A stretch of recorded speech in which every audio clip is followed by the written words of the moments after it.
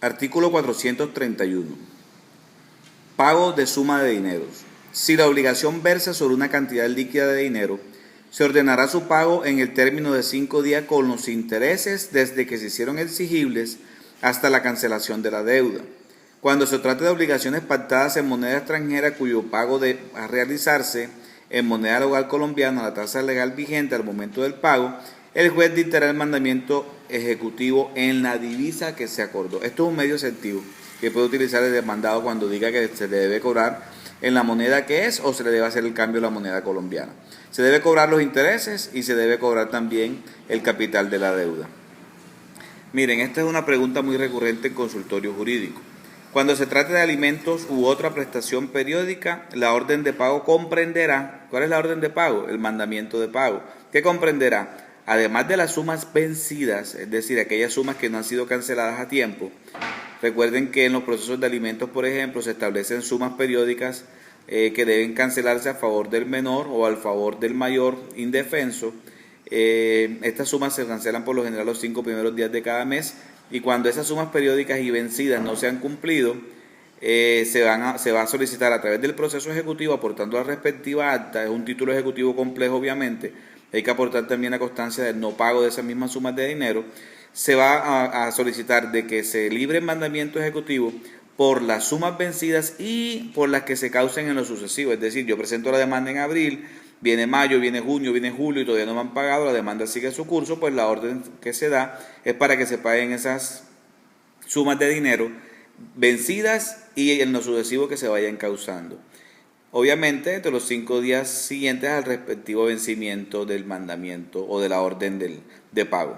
Cuando se haya estipulado cláusula aceleratoria, el acreedor deberá precisar desde cuándo se hace efecto esa cláusula aceleratoria, es decir, desde qué fecha se hace exigible esa cláusula aceleratoria, para poder saber el juez desde qué momento va a solicitar de que se pague la suma de dinero acordada. Las cláusulas aceleratorias son muy comunes en los préstamos bancarios, donde se establece de que el no pago de una obligación para tal fecha o el no pago de 2 o 3 cuotas vencidas da como consecuencia de que se haga la exigibilidad de toda la suma adeudada. Artículo 432. Obligación de dar. La obligación de dar consiste en dar bienes muebles o bienes de género distintos de dinero. ¿Por qué distintos de dinero? Porque ya tiene un artículo 431 que se encarga de regular lo referente a esta figura. En el mandamiento ejecutivo, el juez ordenará al demandado que entregue al demandante los bienes debidos en el lugar que se indique en el título, si ello fuere posible, o en caso contrario en la sede del juzgado, para lo cual señalará un plazo prudencial. Yo creo que esto no requiere mayor explicación, simplemente vaya y entrégueme los bienes donde usted dijo que me los iba a entregar, si me los va a llevar a la casa, y si no, pues vamos a hacer la entrega dentro del plazo que establezca el señor juez en la sede del juzgado. Si usted pide en la demanda que se le paguen los perjuicios moratorios, el juez también se pronunciará con relación a esto. Si no lo pide, obviamente, como esta es una jurisdicción rogada, el juez no lo va a hacer.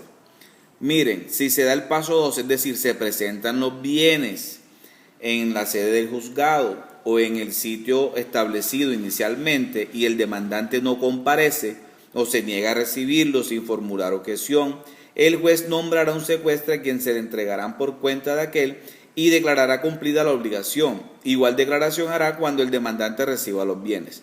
Si ustedes observan, si el demandante no comparece, el hecho de que no vaya le da a entender al juez de que está conforme con los bienes que se están entregando. Obviamente si él está debidamente notificado.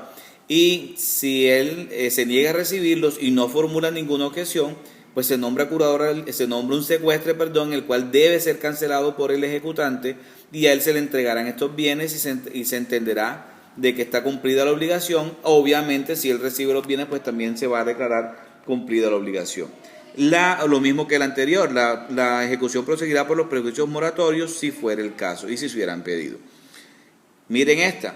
Si el demandante comparece a la diligencia, objeta la calidad o naturaleza de los bienes, el juez decidirá inmediatamente, salvo que considere necesario un dictamen pericial. Obviamente, si el juez ve que el bien cumple con los requisitos o con el valor o con la calidad que se estipuló en la demanda, pues el juez simplemente dice de que se cumplió. Pero ojo, si el juez no conoce mucho del tema, si se trata de un cuadro, de un artista reconocido y él desconoce de ese tipo de situaciones, no sabe de arte o no quiere arriesgarse, pues simplemente nombra un perito que sepa del tema y se nombrará el perito y se entregará un secuestre que allí mismo él designará. Entonces miren, se entrega al secuestre en caso tal de que se requiera el dictamen pericial. ¿Por qué? Porque mientras deciden debe haber alguien que cuide de esos bienes. Recuerden que son bienes que se pueden dañar. El secuestre queda a cargo de ese bien.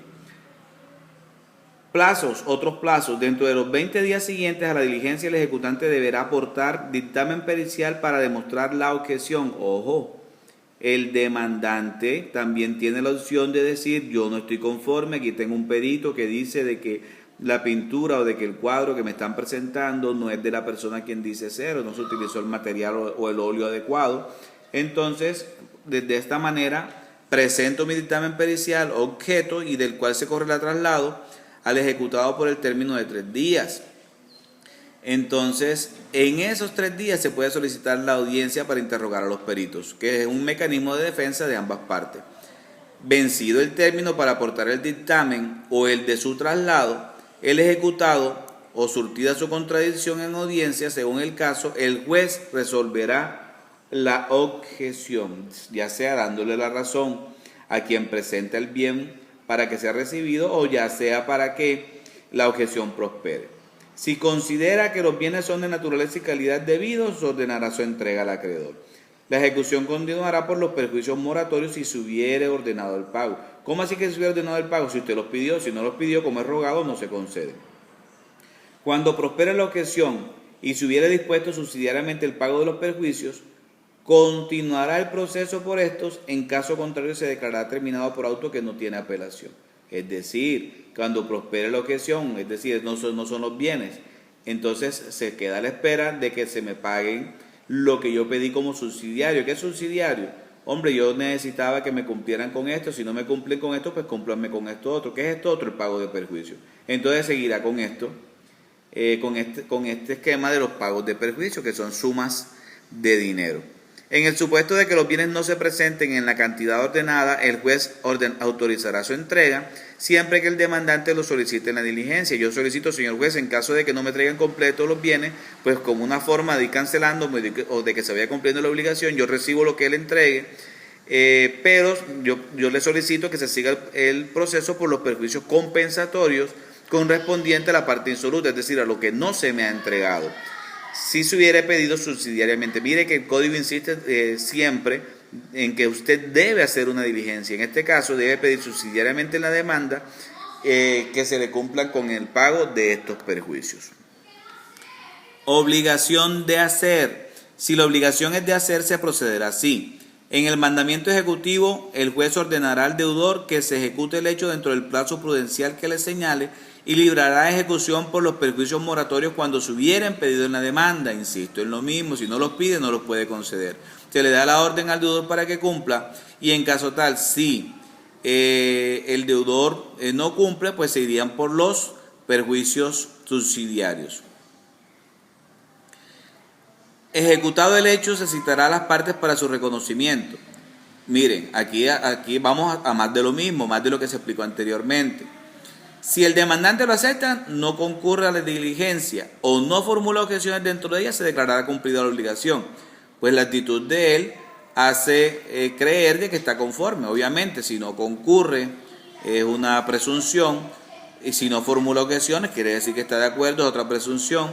Si declara cumplida la obligación, es más expreso, pues ya se entiende de que ya se cumplió con la obligación de hacer.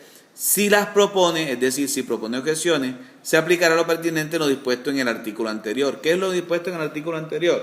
Todo lo que se habló ahorita en el numeral tercero del artículo que ya se debatió. Aquí está. Miren, numeral tercero del artículo 432.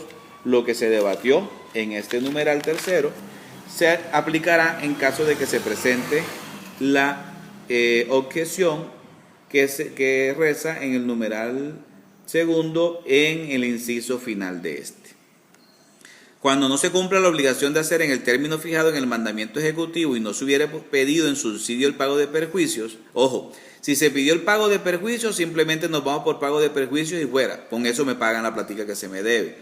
Pero si yo no pedí subsidiariamente el pago de perjuicio, el demandante podrá solicitar dentro de los 5 días siguientes al vencimiento de dicho término que se autorice la ejecución de derecho por un tercero a expensas del deudor. Yo contrato un tercero, le presento el contrato al juez de ese trato que hice con ese tercero para que haga lo que éste no hizo. Obviamente si es algo que puede ejecutar un tercero, si son cosas muy personalísimas no se va a poder. Y esa ejecución de derecho las va a pagar ¿quién? Las va a pagar el deudor. Y así se ordenará siempre que la obligación sea susceptible de esa forma de ejecución. O sea, si es un cuadro que tiene que hacer Picasso, obviamente no se va a poder ejecutar. ¿Por qué? Porque solo él puede hacer ese cuadro. Pero si es otro tipo de elaboración, por ejemplo, va a ser un bien mueble, una silla, una mecedora clásica, pues la puede hacer una persona que también tenga conocimientos sobre este tema. Con este fin el ejecutante celebrará contrato que someterá a la aprobación del juez, lo que les decía yo a ustedes ahorita. El contrato que yo celebre con el tercero y los precios que yo acorde con él se los voy a presentar al juez. ¿Para qué? Para que éste los apruebe. Los gastos que demande la ejecución los sufragará el deudor, como ya se dijo. Si éste no lo hiciera, lo pagará el acreedor, y al final la cuenta de gastos deberá presentarse con los comprobantes respectivos y una vez aprobada se extenderá la ejecución a su valor. Es decir, yo pago, pero a mí después me devuelven en sentencia. Cuando se haga la respectiva condena se van a reconocer estos derechos adicionales que se dan, porque a mí me tocó hacer a través de un tercero lo que le correspondía o la obligación que le correspondía de hacer al demandado.